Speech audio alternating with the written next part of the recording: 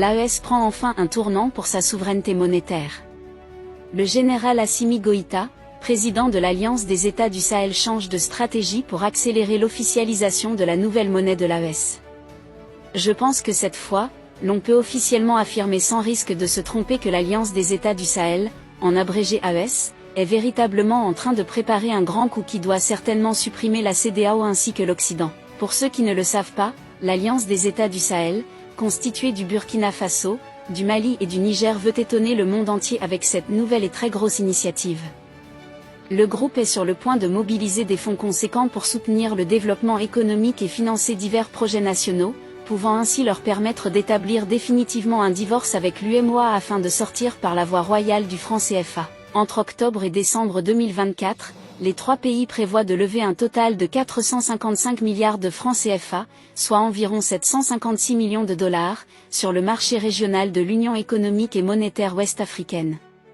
Ces fonds seront principalement obtenus via des émissions de bons assimilables au Trésor et d'obligations assimilables du Trésor. Cette initiative ambitieuse s'inscrit dans une stratégie plus large pour soutenir les économies des trois pays sahéliens confrontés à des défis sécuritaires, économiques et humanitaires qui, en ce moment, aspirent plus que jamais de sortir de la monnaie coloniale qui est bel et bien le franc CFA. Une tâche qui s'annonce être très difficile, mais véritablement encourageante car les États du Sahel ne veulent pas de faille en ce qui concerne la construction d'un tel projet ambitieux. Ceux-ci prévoient officiellement d'établir un divorce avec l'ancienne puissance colonisatrice, tout en se détachant de tous ses idéaux. Ceux-ci ont déjà annoncé officiellement leur rupture avec la CEDEAO. Il ne reste plus qu'à effectuer un divorce avec l'UEMOA. Et qui dit divorce avec l'UEMOA dit officiellement la fin du franc CFA dans ces États du Sahel. C'est véritablement ce que sont en train de souhaiter plusieurs personnes en ce moment du côté de l'Afrique et dans ces différents pays.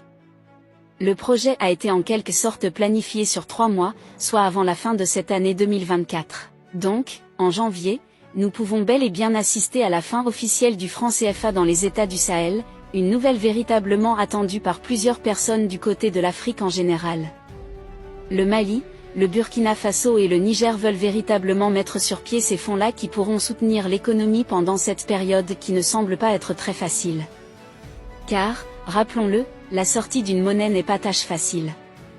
Plusieurs pays ont essayé cela et ont vu leur économie véritablement chuter. Le Mali, le Burkina Faso et le Niger, en tant que des pays avertis, cherchent en quelque sorte à mettre sur pied des voies et mesures pouvant les permettre de faire face à la crise qui pourra bel et bien découler de cette sortie du franc CFA.